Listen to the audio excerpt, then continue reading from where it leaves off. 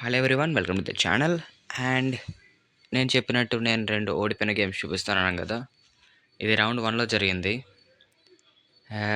నా అపోనెంట్ ఏమొచ్చి ఏమంటారు పెద్దతను.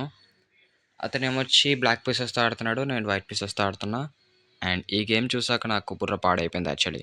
I mean ఈ గేమ్ ఆడాక. చాలా టైం ప్రెషర్‌లో ఉన్నాను లాస్ట్ మినిట్‌లో, మీకే అర్థమవుతది. అండ్ గేమ్‌లోకి వెంటనే వెళ్దాం. రౌండ్ 1 చాలా ఎక్సైటెడ్‌గా ఉన్నాను. ఎవరొస్తారని చెప్తే ఒక ఫీడెరేటెడ్ ప్లేయర్ వచ్చారు పెద్దతను.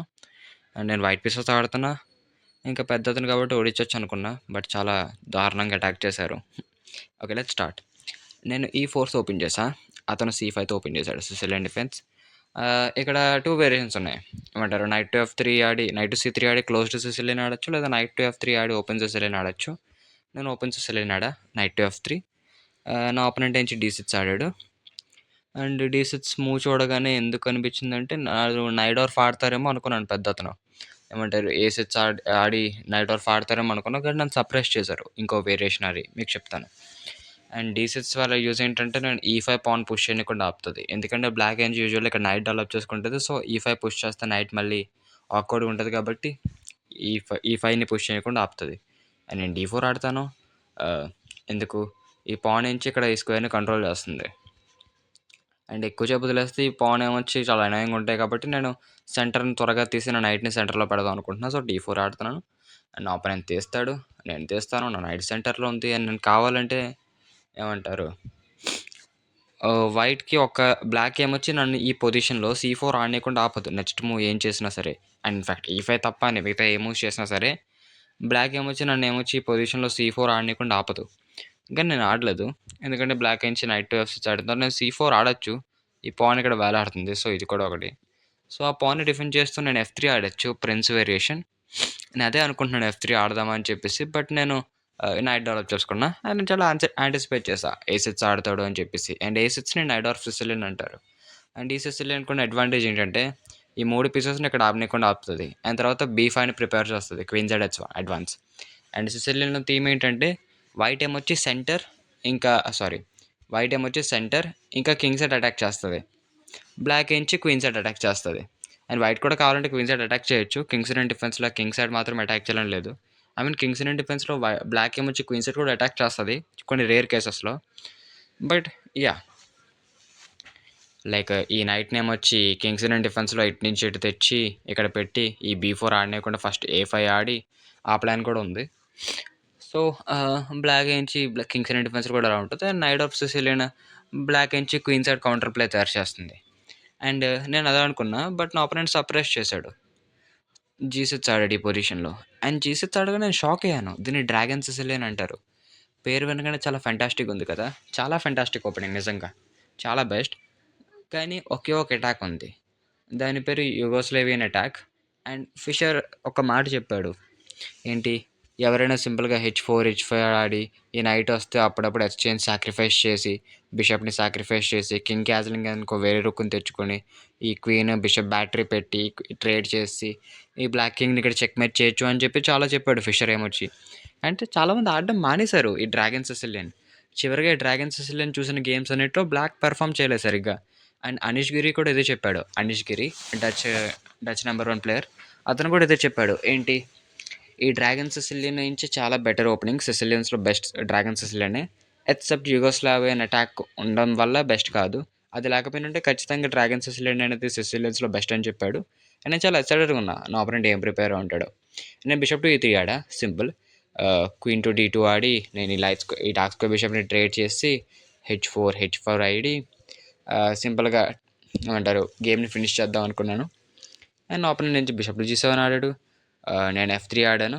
అండ్ F3 ఇంపార్టెంట్ ఇక్కడ, ఎందుకంటే నేను G4 ప్రిపేర్ చేయడానికి పనికొస్తుంది. అండ్ ఈ F3 వల్ల ఈ నైట్ని జంప్ చేయకుండా ఆపుతుంది, నా బిషప్ని హెరాస్ చేయకుండా. నేను F3 ఆడిన తర్వాత వాడి క్యాజలింగ్ చేసుకున్నారు. అండ్ నేను నుంచి క్వీన్ టు D2 ఆడాను.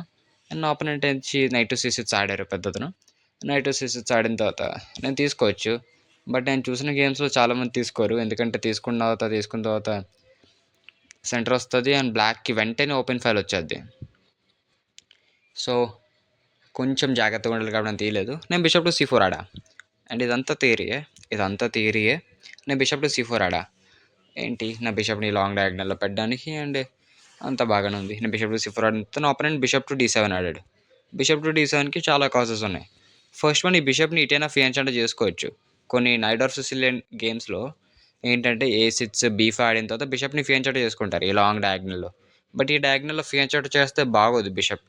ఎందుకంటే ఈ పాన్స్ ఏమొచ్చి బిషప్ యొక్క పవర్‌ని మొత్తం తీసేస్తాయి. ఈ డయాగ్నల్‌లో ఇక్కడ ఒక బిషప్ ఉంటే. బిషప్ దేన్ని అటాక్ చేయదు. అండ్ సెకండ్ థింగ్ బిషప్ మంచి పీస్ కాదు కాబట్టి బిషప్ ఇటు మూవ్ చేస్తున్నాడు. బిషప్ టు డి7. బిషప్ టు డి7 ఆడడం వల్ల ఒక మామూలు సిసిలియన్ మూవ్ ఆడొచ్చు. సిసిలియన్‌లో బ్లాక్ ఏంటంటే ఒక రుక్‌నేమొచ్చి సి5లో పడుతుంది. ఈ హాఫ్ ఓపెన్ సి5ని కంట్రోల్ చేయడానికి.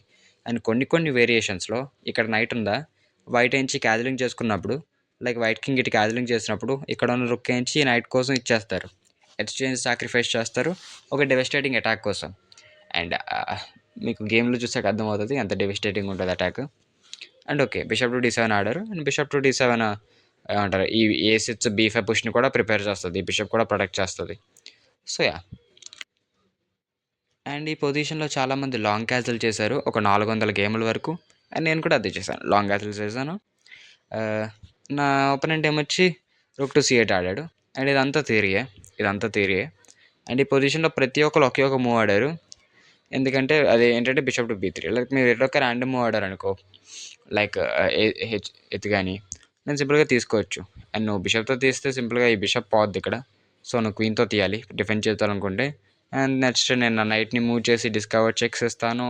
బ్లాక్ పొజిషన్ చాలా హ్యాపీగా ఉంటుంది అండ్ వైట్కి చాలా ప్రాబ్లమ్స్ ఉంటాయి కాబట్టి అందరూ బిషప్ టు బీ3 ఆడాడు ఇక్కడ. అండ్ నేను కూడా బిషప్ టు బీ3 ఆడాను. అండ్ నా ఆపోనెంట్ నుంచి నైట్ టు ఈ5 ఆడాడు. అండ్ నైట్ టు ఈ5 చాలా మంచి మూవ్ యాక్చువల్లీ. ఇది టిపికల్ సిసిలియన్ మూవ్. అండ్ ఒక ప్రొవోక్ చేస్తుంది F4 ఆడడానికి. బట్ F4 ఆడినా సరే ఈ బ్లాక్ నైట్ ఏమొచ్చి ఈ 4కి ఇచ్చి నా బిషప్ పేరుని తీసుకుంటుంది. సో ఎలా అయినా సరే నా బిషప్ పేరు పోతుంది కాబట్టి నేను F4 కూడా ఆడలేదు. F4 ఆడినా సరే ఇంకోటి ఉంది. F4 ఆడినా సరే ఇది అయిపోయిన తర్వాత ఇక్కడ మనం G4 ఆడడం అవ్వదు. ఎందుకంటే 2 స్క్వేర్స్ కంట్రోల్ చేస్తుంది. అది ఇంతకుముందు పొజిషన్లో. ఇప్పుడు G4 ఆడొచ్చు ఎందుకంటే పాన్ డిఫెండ్ చేస్తుంది. బట్ యూనో F3 ఆడడం వల్ల మన ఈ స్క్వేర్ డిఫెన్స్ని వదిలేసాం. అందుకే పాన్ పోస్ట్ చేసేటప్పుడు కొంచెం జాగ్రత్తగా ఉండాలి. అండ్ నా ఆపోనెంట్ ఎలాగో మూవ్ చేస్తాడో నేను పట్టించుకోలేదు పెద్ద. నేను H4 ఆడాను. నా ఆపోనెంట్ ఈ మూవ్ చేసిన తర్వాత H5 ఆడి నాక్ చేద్దాం అనుకున్నా. బట్ అతను ఫెడరేటెడ్ కాబట్టి H5 ఆడాడు. అండ్ నేను ఓకే ఇంకా మన ఏమంటారు మన ఫుల్ పొటెన్షియల్తో ఆడతామని చెప్పేసి బిషప్తో వెళ్ళాను ట్రేడ్ కోసం. తను యాక్సెప్ట్ చేశాడు, నేను కూడా యాక్సెప్ట్ చేశాను. అండ్ ఇక్కడ నేను కొంచెం లేట్ అవుద్ది అనుకున్నా కానీ కరెక్ట్ టైంకి చేశాడు. తను రుక్ని సాక్రిఫైస్ చేశాడు. Rook takes on C3 typical exchange sacrifice ఇది.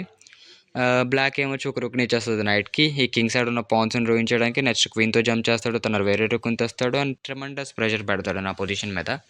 మీకే అర్థమవుతుంది. అండ్ నేను తీస్తాను, నాకు వేరే ఆప్షన్ లేదు. అండ్ క్వీన్ టు A5 ఆ పాన్ని అటాక్ చేస్తూ.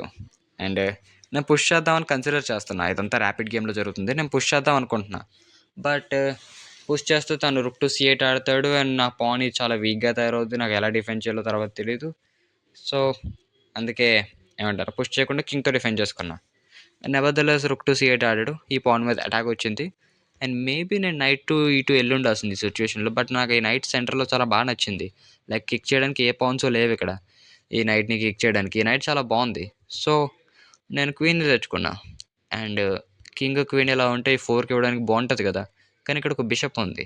సో అందుకే నా ఆపోనెంట్ ఏంచి క్వీన్ టు B6 ఆడాడు ఈ బిషప్ని పిన్ చేయడానికి. అండ్ నేను చూశాను కింగ్ టు A1 ఆడాను.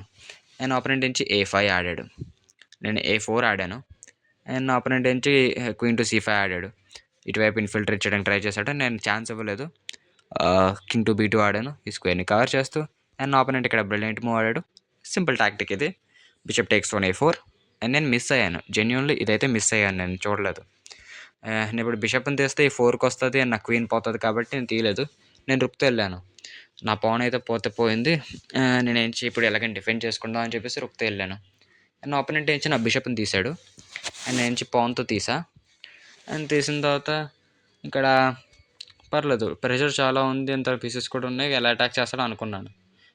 బట్ తన అటాక్ని అయితే స్టార్ట్ చేశాడు. ఎందుకంటే ఇంకా నా క్వీన్ కింగ్ ఈ పొజిషన్లో ఉన్నాయి కాబట్టి 4కి పని చేస్తుంది. ఈ పాన్ని పిన్ చేయాలి. సో ఈసారి మళ్ళీ క్వీన్ టు B6 వెళ్ళాడు. అండ్ నేను ఈసారి కింగ్ టు సిటీ వెళ్ళాను. ఫైల్ నుంచి బయటకు వచ్చా, కానీ ఈ ఫైల్లో పడ్డాను. సారీ, కానీ ఈ ఫైల్లో పడ్డాను. అండ్ కింగ్ టు సిటీ వెళ్ళిన తర్వాత నా ఆపోనెంట్ నుంచి ఒక టిపికల్ మూవ్ ఆడాడు సిసిలియన్లో. ఆ మూవ్ కోసం బ్లాక్ చాలా ప్రయత్నాలు చేస్తుంది ఆడడానికి. ఆ మూవ్ని ప్రివెంట్ చేయడానికి వైట్ ఏమొచ్చి స్టార్టింగ్ E4 ఆడుతుంది ఆబ్వియస్గా ఆ స్క్వేర్ని కవర్ చేయడానికి. నెక్స్ట్ ఏంచి C4 కూడా ఆడుతుంది, మరొచ్చి బైండ్ స్ట్రక్చర్ని తయారు చేస్తుంది ఈ స్క్వేర్ని కవర్ చేయడానికి. అండ్ ఈ బిషప్ను కూడా అందుకే తెచ్చుకుంటుంది. లైక్ ఈ bishop to C4 Audi bishop to B3 ఆడి ఈ డయాగ్నల్ని కంట్రోల్ చేయడానికి, ఈ స్క్వేర్ని కంట్రోల్ చేయడానికి బిషప్ని తెచ్చుకుంటుంది. అండ్ ఆ మూవే D5. ఈ D5 మూవ్ని ఆపడానికి వైట్ నుంచి చాలా చేస్తుంది. అండ్ బ్లాక్ ఎలాగైనా D5 ఆడాలనుకుంటుంది.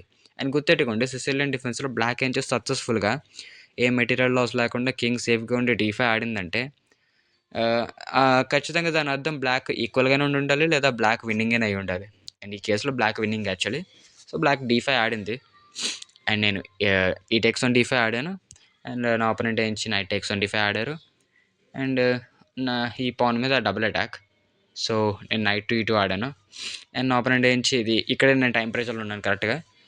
Night to E3 check ఇచ్చారు. నేను ఇటు వెళ్దాం అనుకున్నాను, కానీ ఇటు మూవ్ చేస్తాను. సో ఈ క్వీన్ చెక్ కూడా చెక్తో పడింది, క్వీన్ క్యాప్చర్స్ B3 కూడా చెక్తో పడింది. అండ్ నేను క్వీన్ బ్లాక్ చేశాను. అండ్ ఇక్కడ క్వీన్ టు C4 ఆడాడు. క్వీన్స్ని ట్రేడ్ చేయడం ఇష్టం లేదు. నెక్స్ట్ మూవ్ నైట్ తెచ్చుకుంటాడు అని నేనేం చేయలేను. యాక్చువల్లీ ఈ నైట్ తెచ్చుకోవడం నేను చూడలేదు. నేను టైం ప్రెషర్లో ఉన్న పాన్ని తీసుకున్నా ఈ నైట్ని అటాక్ చేస్తూ. అండ్ దాని నుంచి నైట్ని మూవ్ చేశాడు, నైట్ టు D3.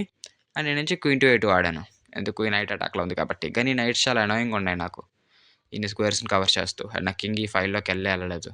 అండ్ చాలా భయంకరంగా ఉంది నా కింగ్. అండ్ నా ఆపోనెంట్ ఏమొచ్చి ఇక్కడ క్వీన్ ట్రేడ్ అంటే యాక్సెప్ట్ చేయలేదు, క్వీన్ టు C7 ఆడాడు. అండ్ నేను ఇక్కడ అనుకున్నా, నేను నా రుక్స్ని ట్రేడ్ చేయగలిగితే ఏదైనా ఛాన్స్ ఉంటుంది కదా అని చెప్పేసి రుక్ టు A8 ఆడాను. బట్ అది పెద్ద మిస్టేక్, ఎందుకంటే ఇక్కడ నా ఆపోనెంట్ నుంచి క్వీన్ టు B6 చెక్ ఇచ్చాడు. అండ్ నేను రిజైన్ చేసి ఉండాల్సింది, కానీ కొంచెం రెసిస్ట్ చేశా. ఎందుకు నాకు ఆ ఫైనల్ మూవ్ కనిపించలేదు ఆపోనెంట్ చేసింది. నేను నుంచి పక్కెళ్ళాను. అండ్ ఇక్కడ నా ఆపోనెంట్ చేసిన మూవ్ నాకు టైం ప్రెజర్ వాళ్ళు కనిపించలేదు. నైట్ టు C2 చెక్, నైట్ని సాక్రిఫైస్ చేస్తూ అండ్ ఈ పొజిషన్లో నేను రిజైన్ చేశాను. ఎందుకు అంటే ఇప్పుడు నేను నైట్ని తీయాలి ఫోర్స్, ఎందుకంటే నాకు వేరే స్క్వేర్ లేదు. సో నైట్ని తీసిన తర్వాత ఈ రుక్ చెక్ వస్తుంది. ఇటు వెళ్ళిన తర్వాత queen to B2 checkmate, ఇది చెక్ మేట్. చూసారా 3 పీసెస్ అలా చూసుకుంటున్నాయో. సో ఇది జరగకూడదని చెప్పేసి నేను ఈ నైట్ టు C2 చెక్ పడగానే రిజైన్ చేస్తాను. అండ్ ఫస్ట్ రౌండ్ ఇంత ఘోరంగా స్టార్ట్ అవడంతో కొంచెం ఏమంటారు, టోర్నమెంట్ మీద ఆశలు ఎప్పుడో పోయాయి. బట్ కొన్ని గేమ్స్ తర్వాత బాగా ఆడాను. అండ్ ఈ గేమ్ నేను కంప్లీట్గా డిస్ట్రాయ్ అయిపోయాను. చాలా భయంకరంగా ఆడాను ఈ గేమ్ అయితే. సో అది ఈ గేమ్. ఐ హోప్ మీకు ఈ గేమ్ నచ్చే ఉంటుంది. అండ్ నా ఆపోనెంట్ ఎలా ఆడారో కామెంట్ చేయండి. అండ్ నేను ఎలా ఆడానో కూడా కామెంట్ చేయండి. అండ్ నేను బాగా ఎక్స్ప్లెయిన్ చేస్తున్నాను లేదో కూడా కామెంట్ చేయండి. And see in the end of the video. Bye bye.